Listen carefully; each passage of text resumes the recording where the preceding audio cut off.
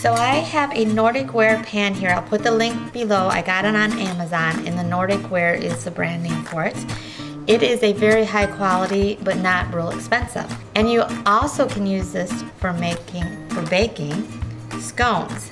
So it's, you know, versatile.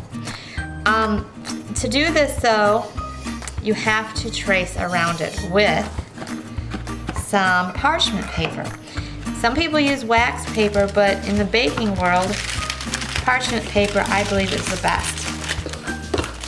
And there is a difference. And I don't know what it is, but there is. Now, you want to trace it around the back. So what I do is I just place it on here. And I get a magic marker, Sharpie, because it's hard to see the line if you just use a pen. Plus, being that it's parchment, it's kind of hard to put a mark on with pen or pencil. So yes, a Sharpie's good to use. And it's a little bit tricky since there's these little handles here, but you just kind of have to go into that area. So I just go around into it like this.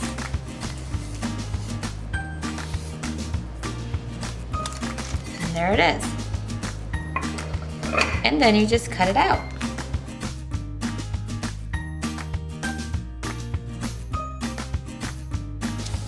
Next thing you can do is you just want to flip it so the marker side is on the bottom. We don't really want to bake that, right? So, and then you take your pan, so you flip it over and you can see the grooves here.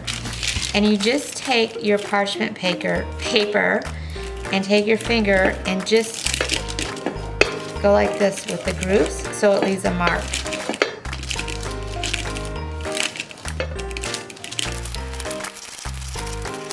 And there are the marks. You can kind of see them.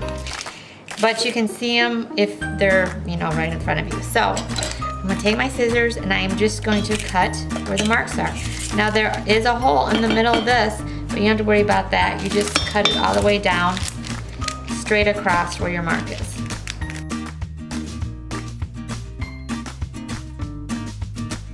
Now one really important thing is greasing this.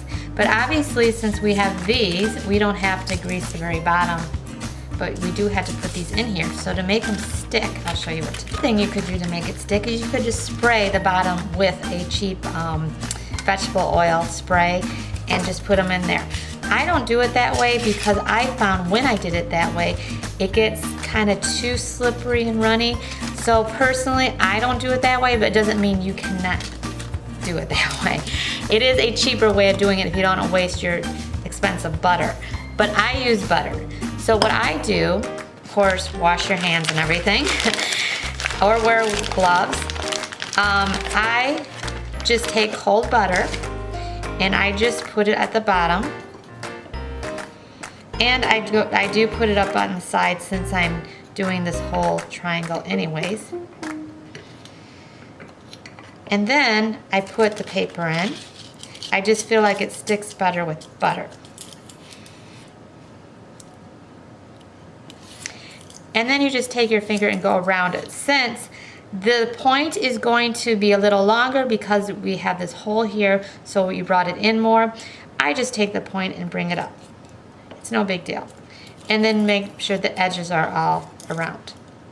And then you take your butter and you put that over the wax papers to give it extra.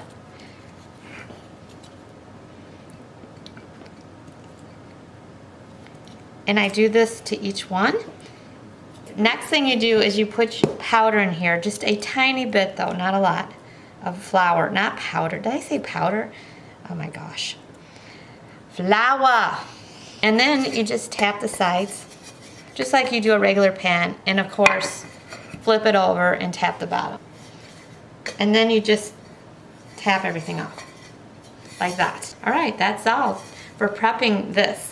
And then you just fill it up with whatever cake batter you want, and you bake it as much as you would bake cupcakes. Obviously you want to see it if it's done, which means it pulls from the edges and the top feels springy. But I will show you that in the next video. So stay tuned and watch it.